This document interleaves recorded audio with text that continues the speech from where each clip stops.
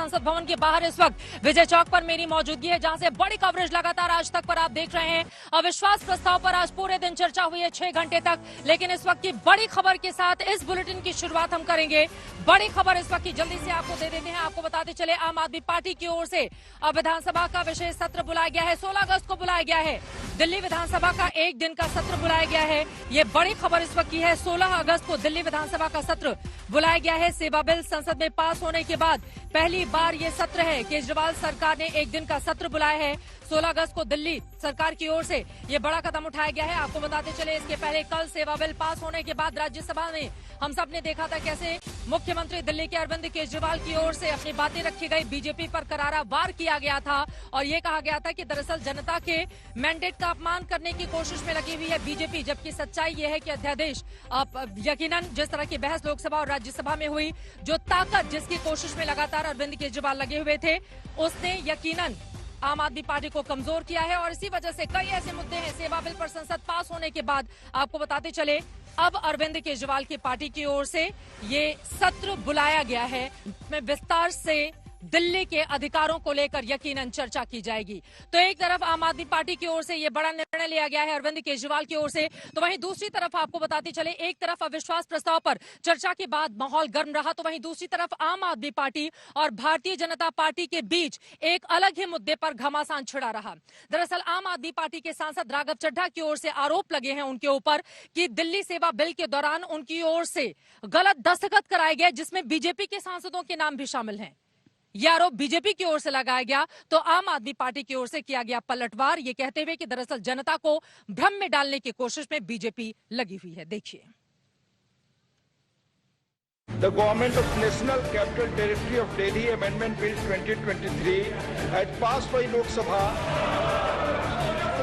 मान्यवर दोनों सम्मानीय सदस्य कह रहे हैं कि इन्होंने ये मोशन को साइन नहीं किया और राघव चड्ढा जी ने इसको मूव किया है। मान्यवर इनका सिग्नेचर किसने किया है? My name has been taken without my permission, sir. अब ये मामला सिर्फ दिल्ली सरकार में फर्जीपने का नहीं है। The bill further to amend the Government of National Capital Territory of Delhi Act 1991 has passed by Lok Sabha. देश की संसद में दिल्ली सेवा बिल पास हो गया।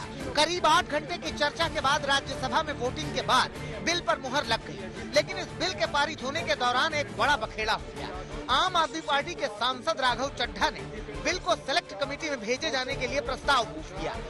फर्जीवाड़ा दिल्ली सरकार में चल रहा है, ये सदन की कार्यवाही में फर्जीवाड़ा है, जिसमें कई सांसदों के नाम को लेकर घमासान मच गया, जिसमें बीजेपी के सांसद भी शामिल थे।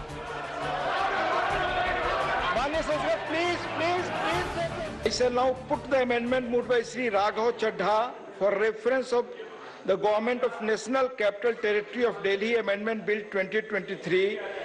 Dr. Sasmit Patra, Sri Jairam Ramesh, Sri S. Niranjan Reddy, Sri Kapil Sibbal, Sri Tiruchi Siva, Dr. M. Thambi Durai, Dr. Sudhanshu Trivedi, Professor Ram Gopal Yadav. Chair ने जैसे ही प्रस्ताव पढ़ा, नीचे बैठे सांसद हैरान रह गए कि उन्होंने तो राघव चड्ढा के प्रस्ताव पर अपनी सहमति दी ही नहीं थी। फौरन गृह मंत्री ने दखल दिया।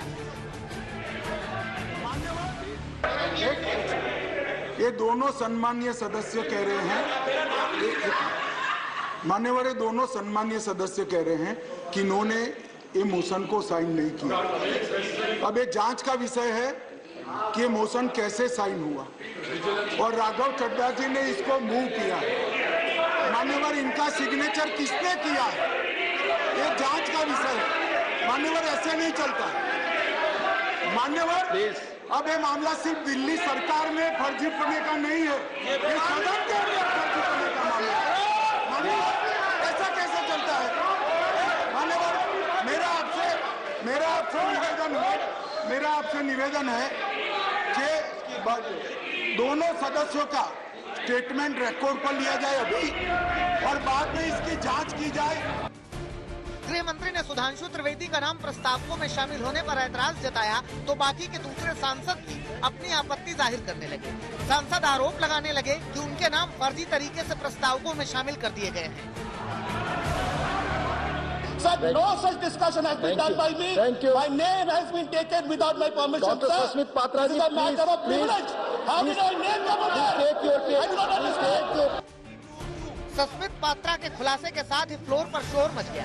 कई सांसद खड़े हो गए कि उनके नाम भी बगैर इजाजत के राघव चड्ढा ने प्रस्ताव में लिख दिए हैं। चेयर ने बताया कि पहले से और भी सांसदों ने ऐसी शिकायत भेजी है। ऑलरेडी 4 सदस्यों ने कंप्लेन भेजा है। दिस विल बी इंक्वायर्ड, इसकी जांच होगी कैसे।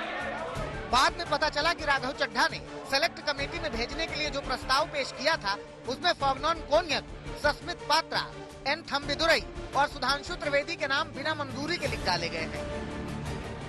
हालांकि राघव चड्ढा ने आरोपों का खंडन किया और कहा कि बिल को सिलेक्ट कमेटी के पास भेजने के प्रस्ताव पर दस्तखत की जरूरत ही नहीं होती है और ये नियम है। I will respond.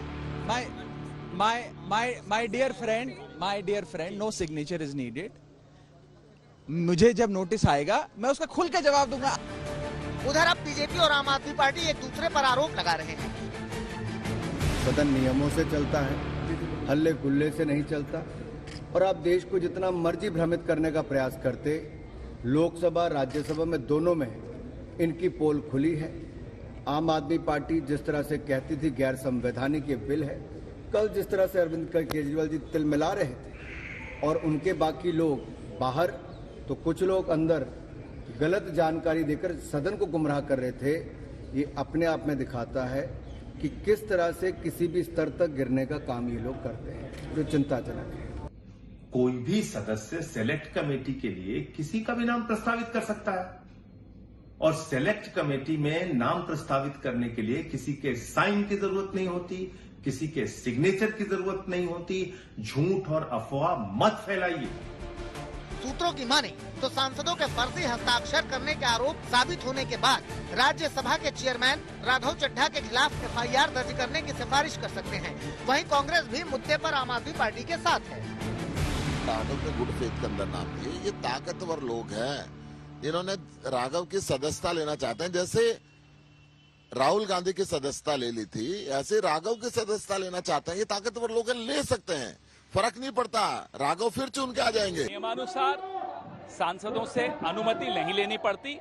जब उनका नाम घोषित किया जाता है उसके बाद अगर सांसद इनकार कर देते हैं तो उनका नाम हटा दिया जाता है। ये नियम है। संसदीय प्रणाली को समझना गृह मंत्री के लिए बहुत आवश्यक है। Government of national capital territory of Delhi amendment bill 20। बहरहाल दिल्ली सेवा बिल के बाद अब राघव चड्ढा को लेकर सियासत जारी है, जहां बीजेपी और आम आदमी पार्टी आमने सामने है कि इन्होंने ये मोशन को साइन नहीं किया। दिल्ली से मौसमी सिंह और हिमांशु मिश्रा के साथ आज तक ब्यूरो। इनका सिग्नेचर किसने किया? उधर टीएमसी के सांसद डेरेक ओब्रायन को राज्यसभा से निलंबित कर दिया गया है। आपको बताते चले इस सत्र जितने भी दिन बाकी हैं उन सभी से उनको निलंबित कर दिया गया है। हुआ यूं कि राज्यसभा में लगातार अलग अलग मुद्दों पर चर्चा जारी थी। उसी बीच डेरेक ओब्रायन उठ खड़े हुए और मणिपुर पर चर्चा की मांग करने लगे। सभापति जगदीप धनखड़ की ओर से बार बार उनको समझाया गया, बैठ जाने की अपील की गई, लेकिन वो नहीं माने। इसी वजह से बदसलूकी के आरोप लगते हुए उन्हें बाकी के सत्र के लिए निलंबित कर दिया गया है। ये तस्वीरें आप तक पहुंचा रहे हैं टीएमसी के सांसद हैं। डेरेक ओब्रायन लगातार बीजेपी सरकार पर हमलावर रहते हैं, लेकिन आज उनको राज्यसभा से सदन के लिए बाकी जितने भी दिन इस सत्र के बचे हुए हैं उनसे उनको निलंबित कर दिया गया है।